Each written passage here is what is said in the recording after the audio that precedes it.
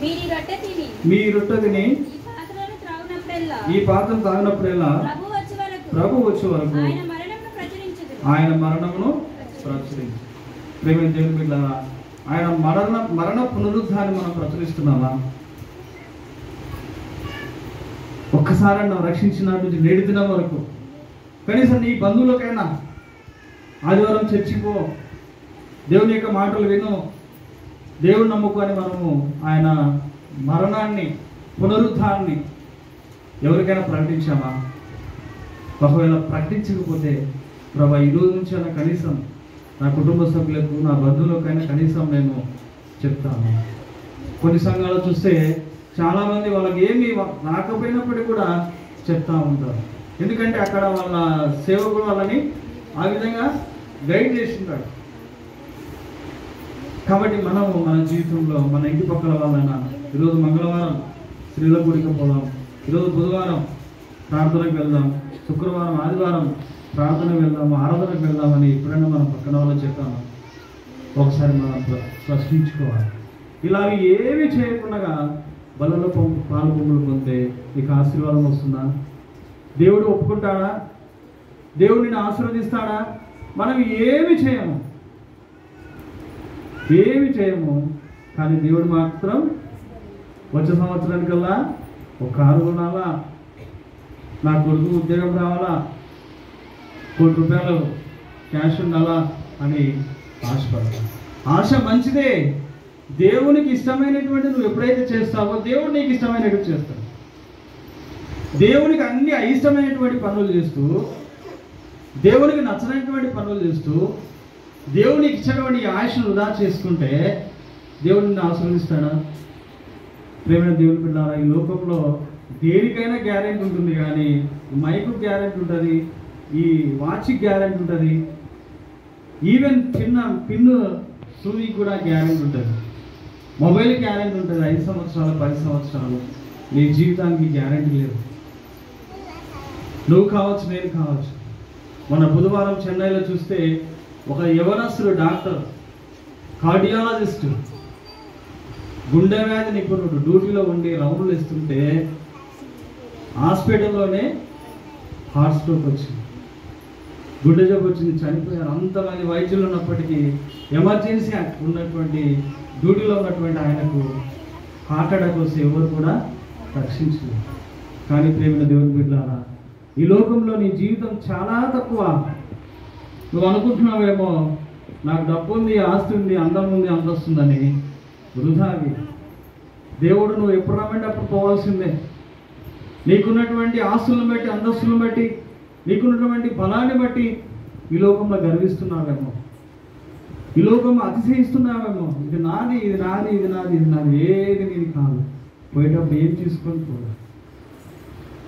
ఈ వాక్యం అనేటువంటిది విలియం కేరీ జీవితాన్ని మార్చి, ఆ మార్చినటువంటి మాటలు ఆయన ప్రకటిస్తూ అనేక మంది జీవితాల్లో వెలుగు నింపాడు. మరి ఆనాడు అంత గొప్ప త్యాగం చేసినటువంటి ఆ విలియం కేరీ గారు ఈనాడు మనకి బైబిల్ అందించాడు. దేవుణ్ణి నమ్ముకున్నటువంటి నీవు, దేవుని సన్నిధికి వస్తున్నటువంటి నీవు, నేను దేవుని బిడ్డని చెప్పుకున్నటువంటి నీవు, నేను మన కుటుంబానికి, మన బంధువులకు ఏమి ఇవ్వగలుగుతున్నాం? మన ఆత్మీయ జీవితం ద్వారా ఏం తెలియజేయగలుగుతున్నాం? మన క్రియల ద్వారా ఏం ప్రకటించగలుగుతున్నాం? మన పిల్లలకు మనం ఏం నేర్పిస్తా ఉన్నాం? మనల్ని మనం పరీక్షించుకోవాలి. అలా పరీక్షించుకున్నట్లయితే దేవుడు మనల్ని మార్చేవాడుగా ఉంటాడు. ఇంకొక ఎగ్జాంపుల్ నేను మీతో పంచుకోవాలని ఆశపడుతున్నాను. పురుషోత్తమ చౌదరి గారు ఆంధ్ర క్రైస్తవ కీర్తనలు సుమారుగా 150 పాటలు రాశాడు. ఆయన ఒక బెంగాలీ బ్రాహ్మణుడు. బ్రాహ్మణుడు అంటే నిష్ఠ ఎలా ఉంటుందో మనందరికీ తెలుసు. ఒకప్పుడు మనల్ని దగ్గర అనించే వల్ల మనం ఏదైనా ఒక వస్తువు పట్టుకుంటే కూడా వాళ్ళు చాలా నిష్ఠతో చేసేవాళ్ళు. ఆ మలినం పోవడానికి వాళ్ళు రకరకాలు చేశారు. అలాంటి వ్యక్తి దేవుడు నమ్ముకున్నాడు.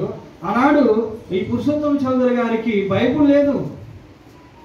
ఎప్పుడో విలియం కేరీ ప్రింట్ చేసినటువంటి ఒక దేవుని కరపత్రము ఆయనకు దొరికితే ఆ కరపత్రం తీసుకొని ఆయన మారుమనసు పొందాడు. భార్య, కుటుంబం, తల్లిదండ్రులు ఉన్నారు. కానీ ఈయన మరి ఇక్కడ బెంగాలీ బ్రాహ్మణ అనేటువంటి ఈయన మరి దేవుని యందు విశ్వాసం వచ్చినట్లు మనం చూస్తాం. అయితే ఈయనని తల్లిదండ్రులు త్రోసివేస్తారు. ఆయన ఎప్పుడో మరి బాప్తిసం తీసుకుంటాడు. 1803 సంవత్సరం అనుకుంటాం, సెప్టెంబర్లో బాప్తిసం తీసుకుంటాడు.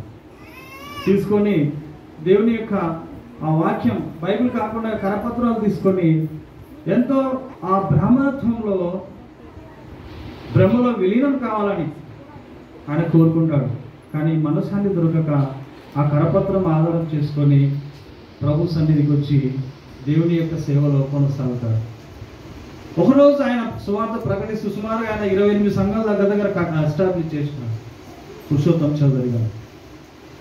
ఆ బ్రాహ్మణ అనేటువంటి ఆ వ్యక్తి ఏదో ఒక చిన్న కరపత్రం ద్వారా దేవుని నమ్ముకొని దేవునికి సాక్షిగా జీవిస్తే ఇంత పెద్ద బైబిల్, ఇంతమంది సేవకులు వస్తున్నారు, ఇంత మందిరం ఉంది, ఈనాడు ఇంత టెక్నాలజీ పెరిగిపోయింది, అనేక విధాల దేవుని యొక్క వాక్యం మీకు నాకు తెలియజేయబడుతుంది, మనం దేవుని యొక్క సువార్తను ఎవరికైనా ప్రకటించగలుగుతున్నామా? అలాగే ఆ వాక్యాన్ని ద్వారా ఆధారం చేసుకొని మన జీవితాల్లో సంవత్సరానికి ఏమైనా మార్పు కలుగుతుందా? ఒకరోజు ఈ పురుషోత్తం చౌదరి గారు సువార్త చేసి ఆయన నడుచుకుంటే వెళ్ళేవాడు చెన్నై వరకు. చెన్నై ఇక్కడ ఇదంతా ప్రాంతాలంతా కూడా నడుచుకుంటూ సువార్త ప్రకటించేటువంటి వాడు. కానీ ఒకరోజు ఇంటికి వెళ్ళాడు. ఇంటికి వెళ్తే ఆ మార్చిన బట్టలు అంతా తల అంతా నెరిచిపోయి ఇంటికలంతా కారంగా ఉండి ఇంటికి వెళ్తే భార్య గమనించి, ఇన్నాళ్ళకు వచ్చినావా, ఇన్నాళ్ళకు నీ ఇల్లు గుర్తొచ్చిందా అని ప్రశ్నించి కొంత అన్నం పెట్టమంటే మిగిలినటువంటి పులిహోర తీసుకొచ్చి ఆయనకు ఇవ్వడానికి ప్రయత్నం చేసి లాస్ట్కి అది కూడా నచ్చక ఆ పులిహోరని పెండ మీద పడేస్తాడు. పక్కన ఉన్నటువంటి పెండ మీద పడేస్తే ఆ పెండ మీద ఉన్నటువంటి ఆ విత్తనాలు ఏరుకొని ఆ పులిహోర తింటూ ఆయన ఒక పాట రాస్తున్నాడు. ఆంధ్ర క్రైస్తవ కీర్తనలో ఉన్నటువంటి ఒక పాట, అది 435వ కీర్తన. 435వ కీర్తన రాస్తారు. ఏ పాట అంటే అది, యెహోవా మా తండ్రి కాదా, యేసు నా అన్న కాదా. మరి అలాంటి గొప్ప త్యాగం చేసినాడు ఆయన. మరి దేవుడు నమ్ముకున్నటువంటి నువ్వు ఈనాడు ఏం చేయగలుగుతున్నావు? ఏం చేస్తూ బలలో పాలుపొంగులు పొందుతున్నావు? కాబట్టి ఈ విషయాలన్నీ కూడా మీరు గ్రహించి బలలో పాలుపొంగులు పొందేటప్పుడు మనల్ని మనం సరి చేసుకొని ఆ బలలో పాలుపొంగులు పొందితే మనకు అది ఆశీర్వాదకరంగా ఉంటుంది. దేవుడి కొన్ని మాటలు దీవించి